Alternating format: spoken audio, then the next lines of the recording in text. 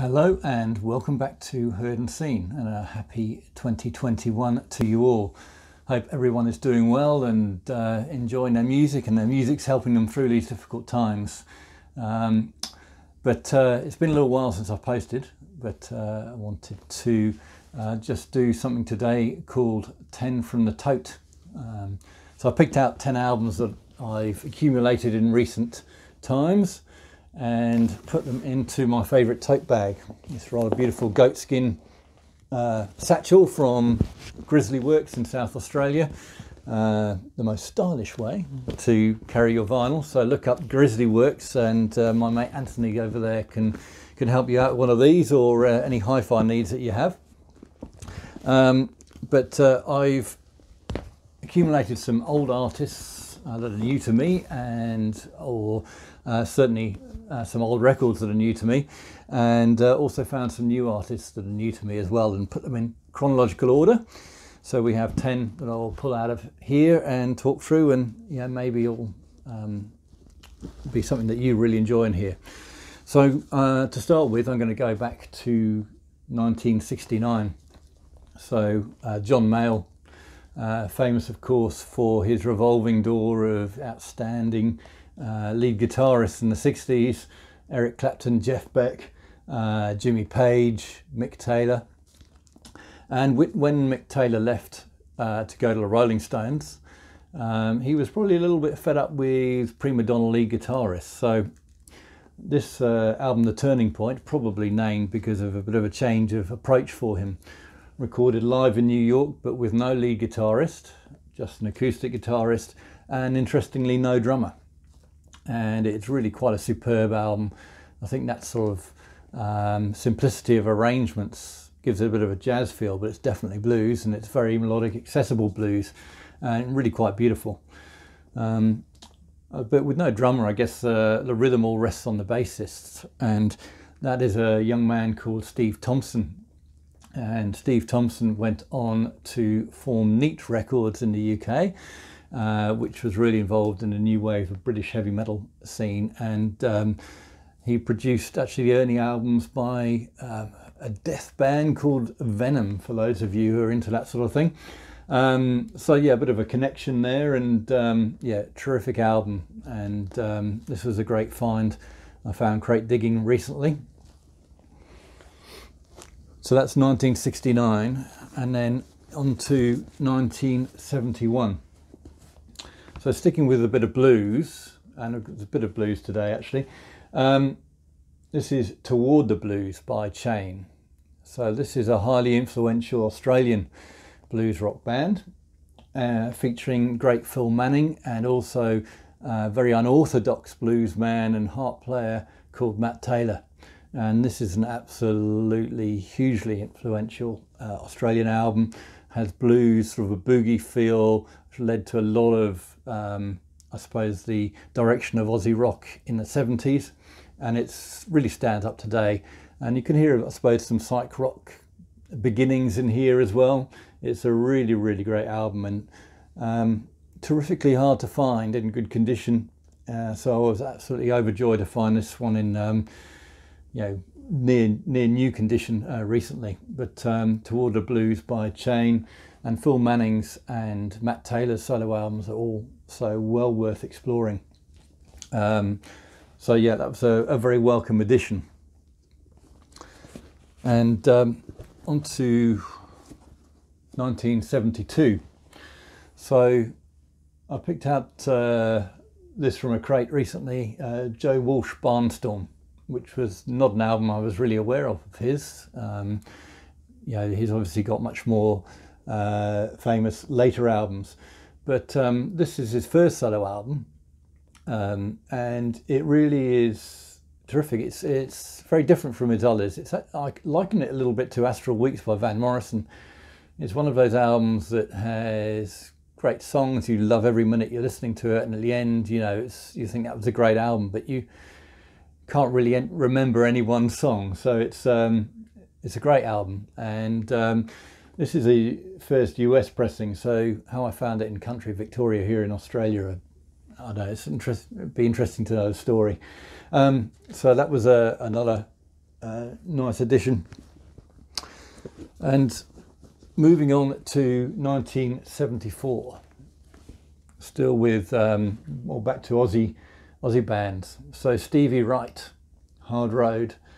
This is also one I managed to find in mint condition, which is also rare as well. All of them were very beaten up. But Stevie Wright, one-time singer of the Easy Beats, Friday on My Mind fame. This was one of his first solo efforts. I think it might have been his first solo effort, produced by Vanda and Young, who are also in the Easy Beats and bona fide Aussie legends. And what a fabulous album this is. It really is. It's hard rocking, it's melodic, it's got pop sensibilities, and it's got a 3-part Aussie classic called Evie on here, on which one Malcolm Young makes his vinyl debut. And you can really hear his presence on here, on that rhythm, that distinctive rhythm style of Malcolm Young. But this is a truly great rock album. And Stevie Wright, unfortunately, lost his way a little bit towards substance abuse, but this was definitely the highlight of his post-Easy Beats career, and can recommend this album to anyone who likes any style of rock music. So 1975. Now this is a reissue that I picked up recently. Nazareth, Hair of the Dog. And this is a band I think I saw in 1984 supporting Status Quo on their supposed last ever gig at the Milton Keynes Bowl in England. And I remember them rocking, but I never really explored their music very much. But for some reason they came to my attention, and I picked up this reissue from 2019, and it's on a very fetching purple vinyl, which is always, you know, lovely on the deck, but done really, really well.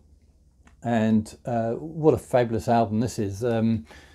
Just hard rocking, beautiful, warm analog sounds, really well produced, and some great songs on here. It's really not a weak moment on this album, and that's led me to explore a few more of their albums. And there's a lot of good stuff on their records, and there's one called Close Enough to Rock and Roll, which I've also picked up an original pressing of. So this is a band I'm exploring at the moment, and so if you like 70s rock, there's a lot to love here, and this is a truly great album. We're going to skip on to 76. Now this was an album that my curiosity was piqued when someone posted on Instagram. It's called Shanghai, and it's called Fallen Heroes. So the band is Shanghai, and it's driven by some stunning guitar work by a chap called Mick Green, who used to be Johnny Kidd and the Pirates in the 60s. And this is just a classic piece of 70s rock. It's hard rock, it's also melodic, and it's, again, like Stevie Wright's got pop sensibilities, but instantly catchy.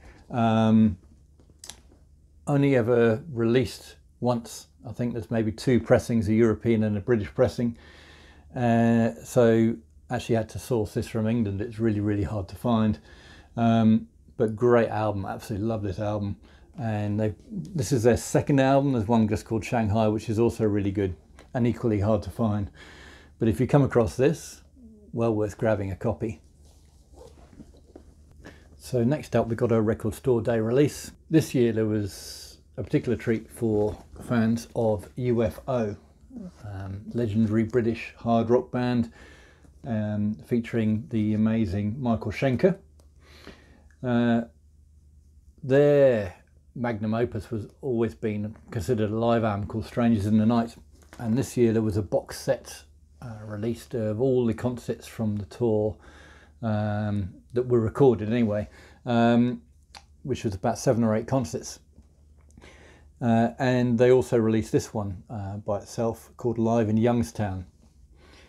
And this one features a few tracks on it that weren't on Strangers in the Night, such as Hot and Ready, Pack It Up and Go, and cherry, and I think 1 or 2 others as well.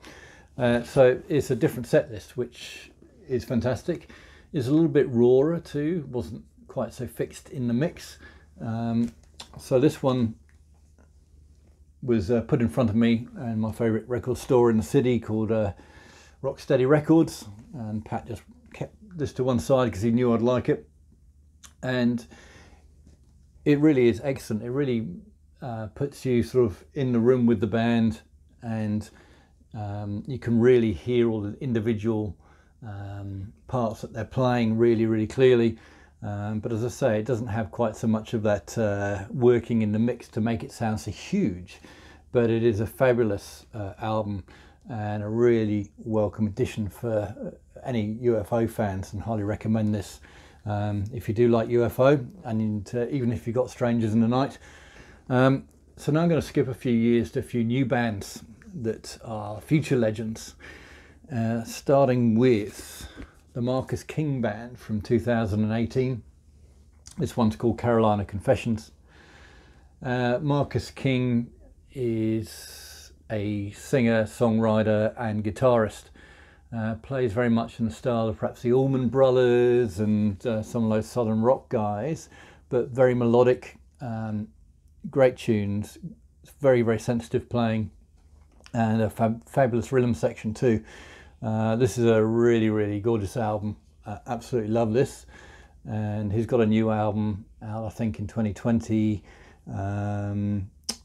called El Dorado, which is perhaps a little more less guitar based and more song based even, but also fabulous. So that's on the shopping list. But Marcus King Band, well worth checking out. And also, well, perhaps more in the blues vein, is Christone Kingfish Ingram, or just known as Kingfish. So this is a young man, also around 21, 22-ish, I think. And he has this old beyond his years kind of vibe going on about him. In fact, there's a song here called Been Here Before, which is, I think his grandmother said to him, son, I think you've been here before. So a lot of beautiful, soulful singing, and a fantastic blues guitar player. And I tend to shy away from straight ahead blues, and this guy is really a little bit different. He has fantastic songs. There's a couple of great collaborations on here, one with Buddy Guy called Fresh Out, and the other called Listen, which features Kev Moe, which is absolutely divine and a fantastic collaboration. So this is a really outstanding blues record, and highly recommend it, and going to be lots to come from this guy. And my last, or my 10th from the Tote, is also a little bit southern rockish, but also very melodic, and perhaps a little bit AOR-ish at times, but it's a beautiful soulful record with some great songs, some great playing. And this is Robert John and the Wreck, Last Light on the Highway, which was released last year. Another fabulous band that's got amazing potential and doing great things. I've been a big advocate of the Teskey Brothers from here in Melbourne in recent years, and these guys are perhaps maybe the American equivalent. It's really encouraging to see some of the new generation playing the old styles of music recorded in a proper way, and it really gives you hope there's some great future for music. And these guys are well worth checking out. So Robert, John and the Wreck. That is my 10 from the Tote for this week. But just, I suppose, reflecting on last year, there's a couple of other notable albums that I picked up. I finally managed to get myself a original Australian pressing of Made in Japan by Deep Purple, sitting in pride of place behind me, all-time classic. And another live album that I have never owned, but have always felt I should. And I finally picked up a copy of Live at Leeds by The Who, which is absolutely incredible. And this is, the original version was just a single album, but this is the triple album of the full gig, which features the whole of Tommy. And the recording on this is quite phenomenal. To capture the anarchy of the Who, dangerously unhinged band, and record it so perfectly and make you feel that you're in the front row is quite an outstanding achievement, and it's beautifully remastered. Can highly recommend this. You know, the last side of this, My Generation and Magic Bus, it has to be one of the best sides of live music ever recorded. Quite outstanding. So thrilled to have that in the collection. And one that really surprised me last year, and is perhaps my most played album of last year, is Thunder, Please Remain Seated. So Thunder, an English heavy rock band from the 90s, kind of missed the peak of heavy rock in the late 80s and unfortunately appeared just as grunge was taking off, but a great band with some great songs. And this is a reworking of a lot of their best songs, done mainly acoustic, live in the studio, and they just get a fabulous groove going. It's relaxed, and the song, I suppose the quality of the songs really comes through in this particular format. So I've been absolutely loving this album too. So Thunder, Please Remain Seated, double album, and also well worth picking up for any rock fan. So that's it from me for this particular episode, but I hope you're all keeping safe and well, and that music is keeping your spirits up, and that you and your loved ones stay safe in these very, very challenging times. So have a great 2021, and thanks for watching, and I look forward to seeing you in the next episode.